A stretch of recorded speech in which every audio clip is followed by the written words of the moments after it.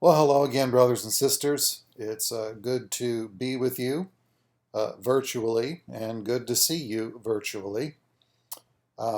Continue to keep everyone in prayer, continue to be hopeful and optimistic about the opportunity that we can have to begin to meet together again, which is what I want to talk to you about today.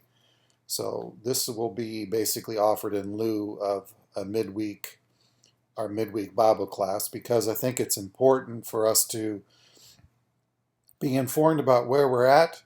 And I'd like to throw out some things for all of us as the church collectively, some things that we need to be keeping in mind and considering and just being aware of as we move forward. So, the big question is when can we meet together? I guess is the best way to put it, right? When are we going to be able to meet together? So, uh, quickly, the background to where we are right now. As I told you a couple weeks ago, the San Joaquin County Board of Supervisors filed a petition to Governor Newsom. They wanted him to move into phase two of this continual reopening process. That reopening for phase two was approved. But at that time, when it was approved, the houses of worship were still among those categories that were not permitted to meet and to assemble together. At the same time, however, there was an announcement that on Monday, Governor Newsom was supposed to announce guidelines for churches, for houses of worship in the state of California to follow. And that was announced on Monday. And so the churches and houses of worship are permitted to meet, but that can be somewhat misleading because there are some, nevertheless, very significant limitations and restrictions at this point in time.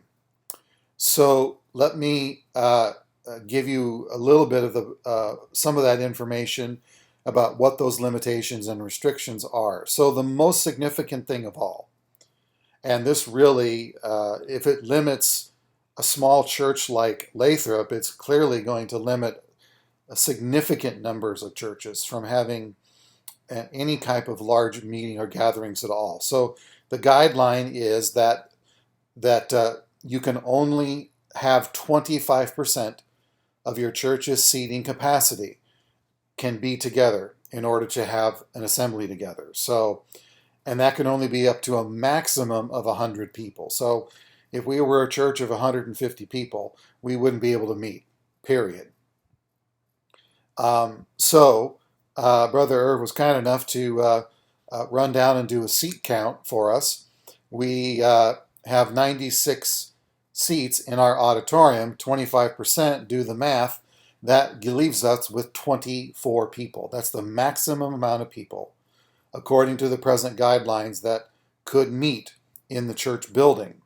And obviously, where our Sunday morning service is concerned, we have an attendance which, to my memory, has always exceeded 24 people. Our attendance range on Sunday morning basically runs, I would say, between 35 to 45. That seems to be the general range of where we're at. Now, it has been stated that this limitation will be reviewed in 3 weeks. It appears that part of the reasoning behind this, and again, I don't want to get into all the politics and the disagreements that I know are very, very real on this whole matter, but it appears that because there were 2 different outbreaks of COVID in 2 different counties in California that were directly traced to churches. Churches have been a vector for the spread of COVID-19. And so there is concern with the reopening, if it was just a complete reopening, no matter what, that there might be a chance that it could. So I think that may be part of the logic of it. So I'm just going to try to be hopeful that if after the 3 weeks that there are no new reported cases or there's nothing linking COVID cases to people assembling in churches, that perhaps those guidelines will be loosened a little bit more, so that more than hopefully be 50%. If it was 50%, then that's basically close to 50 people, and we could meet together on Sunday. Now, I would like to stress that there are more guidelines that are given than just that number. So even if we were only 20 people were coming to church on Sunday morning for services, that alone is not sufficient. There are other guidelines and regulations that have been given. So there's a big, long guideline sheet that's been provided by San Joaquin County, and I worked through it. I didn't read every last bit of it, but just looked through it. So since we still can't meet for our Sunday morning gathering based upon these limitations, and let's just hang on here and see what happens after the 3 weeks.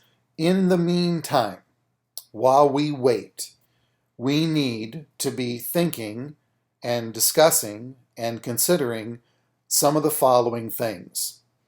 So the first one is with this word that we probably have all come to know and probably not like, some of us are tired of hearing it, which is social distancing. So the guideline for any place, it's a workplace or wherever it is that when people are gathered together indoors, they need to practice as best as they can social distancing. So social distancing is trying to keep a 6-foot distance between you and other people. So here's the question that needs to be asked. If we have services on a Sunday morning, let's say we meet the number, can we practice social distancing in a reasonable manner? Nobody's perfect. We don't have to get a ruler out. But in a reasonable manner, try to recognize that we need to observe that as best we can, be respectful of that. Can we do that with 40 to 45 people in services on a Sunday morning? I think we can. It will be a little bit challenging. It will mean that we may have to not be able to sit where we want to sit in our fixed regular place that God has ordained from all of eternity, that's my seat. But we may have to recognize kind of a staggering. So one row would have some people, a family together, and then try to sit a seat or two apart, and another group could sit, and then the row behind it, there could be a group of people in the middle there. I understand this is not perfect, and I don't want this to turn into some strict you broke the rule and get out a tape measure, and we have to be reasonable and understanding in these matters and act in good faith. But can we do that in a reasonable manner? Okay.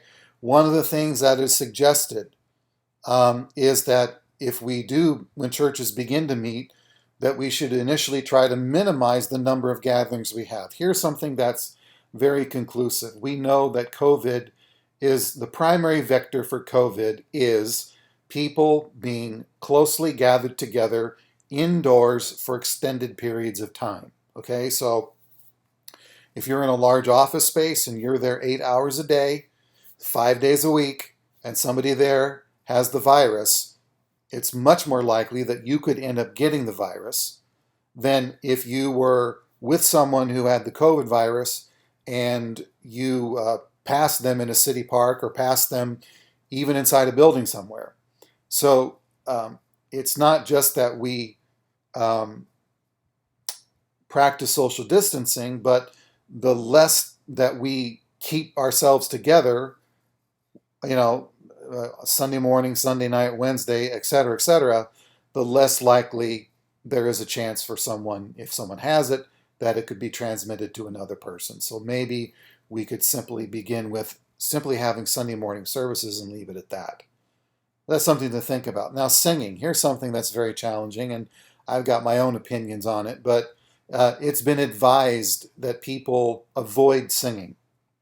Now, there are some church traditions that probably would have a much more ritual dimension to their worship service than what kind of worship service that we have within the churches of Christ. And clearly, within the churches of Christ, one of the hallmarks of our worship is our congregational singing. We don't have choirs singing for us. Everybody is invited and encouraged to sing songs to God. So, of course, the point from the health perspective is that when you're singing, you're breathing out, and that can cause, particulates to go out and could cause transmission somehow in some way. To me, if the church is not gathered together and we're not singing, then there's no point in us being together. That's just absurd. So I do not accept I'm just not going for the idea that we don't sing. What it was suggested, I want you to know this is in the guidelines, that if the churches don't think that that's possible, and for us, I don't think it is possible, period, then you could try to reduce the amount of singing. So if we have a total of 4 songs and we sing all 4 verses, maybe we could just do 2 songs and do the first and last verse. Something to minimize the possibility of spreading the virus in that kind of way. But again, that's something that we need to be thinking about. Okay, masks. This is another hot button issue. When this whole pandemic started, the CDC said that masks were not effective and were not needed. And of course now that's been completely changed and people are being advised to wear masks. The guidelines recommend that masks be worn. But the first thing that comes into my mind is that how viable is it for me to wear a mask when I'm singing? I mean, you could sing with a mask on, but that certainly diminishes the idea of what's happening when we come together for worship. And I think it also should be noted that while we should respect people's choice to wear a mask, I do that. I wear one when I go to work every day. Of course, I'm mandated to do that. We need to understand that as long as people can practice good social distancing, you are doing the best, and you're doing the best you can. That is something that is a responsible thing to do. I don't think I have any grounds to say that you can't come into our worship service unless you wear a mask. At the same time, I would never want to prohibit or forbid someone who wants to wear a mask when they come to service. I think that that's a Romans 14 issue that we should be respectful of. Because certainly, if you're wearing a mask, you're doing the best thing that you can do. If you are risk averse and you're concerned about the risks, by you wearing that mask, even though someone else in the other end of the building is not wearing a mask, you're being protected, and you're protecting yourself that way. So that's another thing to think about. And then the issue of communion. As most of you know, that we have purchased these all-in-one communion cups where you have the cup and the bread all sanitized, sealed in one unit. And I think this is a very wise thing to do. I think that we should just be doing it all together. I know of other churches that have been doing it for a number of years. And this was initially invented just for sanitary purposes. This was really the idea behind this all-in-one communion cup. It was to keep things sanitary. If you think about it, when our brothers get up there to lead in prayers, I've never done this. I always keep the lids over the bread and over the fruit of the vine. I never lift those lids off and then pray. Because as soon as those lids are off and you're praying, there's stuff coming out. And that's falling down on the bread, and that's falling down into the cup. And so I've never done that. I've never told the other brothers they can't do it, but I've never done that. I've always kept the lids on when prayer is being offered. But that's another thing to think about. And then as it's being passed around. So this is a sanitary. It's very sanitary. But here's what I want you to be thinking about. When we do this communion, it's going to be different. This is going to be a different experience for you. You're going to be first given a cup with the bread right there, and you're going to be holding it. And then a prayer will be offered for the bread, and you're going to peel that off, and you're going to eat the bread. We'll provide some time for prayer and meditation and reflection. We'll then offer thanks for the cup, You'll then peel the thing off, partake of the cup, and again, we need to be thinking about a way that we'll do this so that, again, that we can provide a few moments for prayer and reflection. So I'm just saying this is something that's different. And no matter what church tradition people are part of, when they start doing something different, like we've always done it, for 50 years, we've always done it this way. And if something changes, we think that it's unscriptural, this is not godly, this is against the Bible. And I just want you all to know that if we take Scripture, if we take communion this way, we're not violating anything in Scripture at all. We're not. And let me just tell you the truth. In the first century, the church did not have nice tin things with little pre-cut holes and plastic cups, and they did not pour Welch's grape juice into that, and then had little tins with matzos and then passed them around to people down the pews. None of that happened in the first century. What happened in the first century is that people met in homes, and if you partook of bread, it was a chunk of a loaf of bread, and you most likely would have torn off a piece of bread and passed it on to the next brother and sister with you, and you may have shared a cup of wine or at least had different cups to drink from. Okay? We don't do communion like the first century church did. That doesn't mean that we're unscriptural. So I just want you to understand that if we go this route, and I think it's a good thing for us to do it this way, you may feel like this is not biblical and this is not the right thing. Just be aware that it will feel different. It'll seem like a different way of doing something, but none of it is unscriptural or something that is displeasing to God. And then the final thing here, just all members, I just want to be sure that all of our members, each member, is informed, and that when the time comes that we can meet together on Sunday morning, that we are aware of the risks that are involved and what's happening here. I just want to be sure that we understand what's at stake here. I can't make you believe something. I can't make you accept the data here or the facts here. None of us can do those things. I just want to make sure that we present the information as best we can. We offer the guidelines as best we can. And let's listen to Romans 14. Let's try not to judge our brothers and sisters that maybe we see some things about this differently. That's going to happen probably. Let's do what we can to walk in love, to not insist on having our own way, to maintain and uphold the unity that has characterized the Lathrop congregation, and I have every reason to think will continue on. All right, so I took a little longer than I planned for all this, but here then is my proposal, a proposal to the church. In light of the regulations presently, although we could not meet on a Sunday morning gathering because there'd be too many people based on attendance, I would like to propose that we can begin to meet on Wednesday evenings. Now, on Wednesday evenings, we simply have a Bible class. I lead the class, and I've gotten away from singing. It's not that I don't think there'd be anything wrong if we usually just sang one song at the end. But nevertheless, we don't have an attendance more than 25, and believe me, I would love to have the problem of more than 25 people there. Even if we had more than 25 people, we could make that work and try to be seated accordingly as best we can. But I'd like to suggest that we can meet on Wednesday evenings. It'll be a chance for us to be together, to see one another, to read scripture, to pray.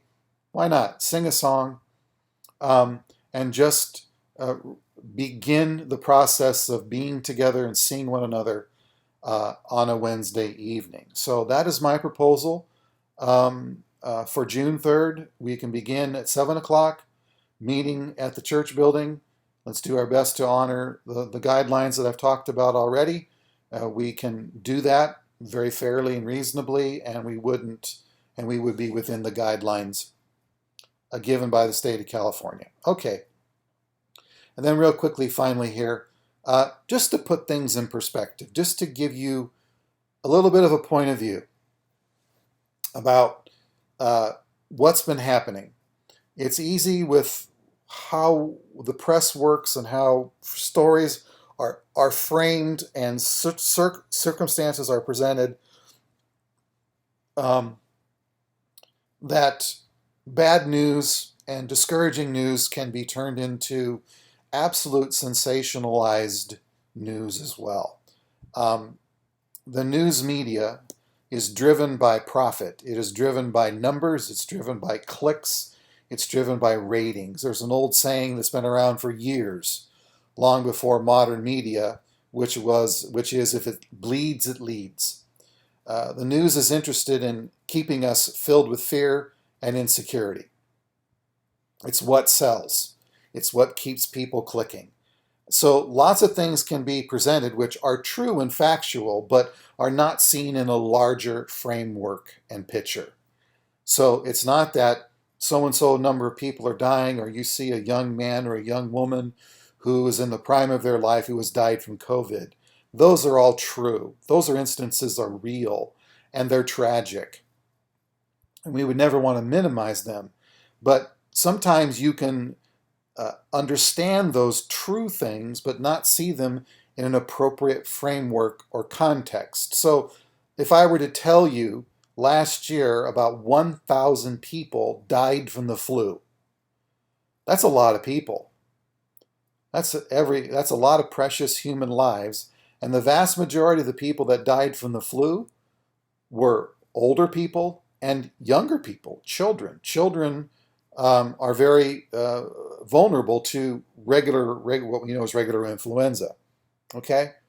Now, that's a tragic situation. But 1,000 people a week dying from influenza, that has to be seen on the larger scale of the number of people that continue to live and continue to be healthy, and particularly the number of people that do also get influenza but do not die from it.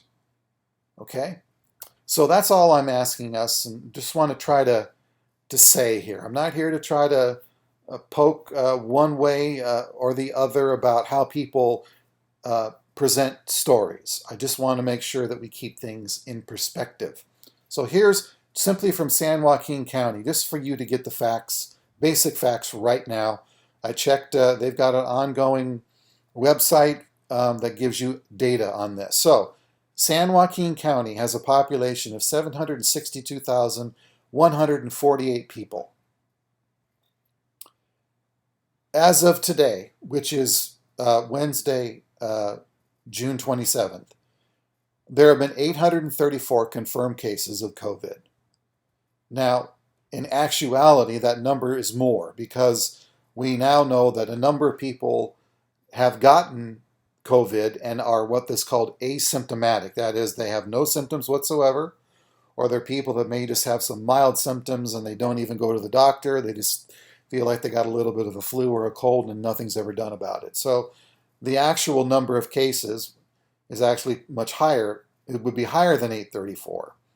And we'll probably continue to see those cases get larger as more testing continues to go on.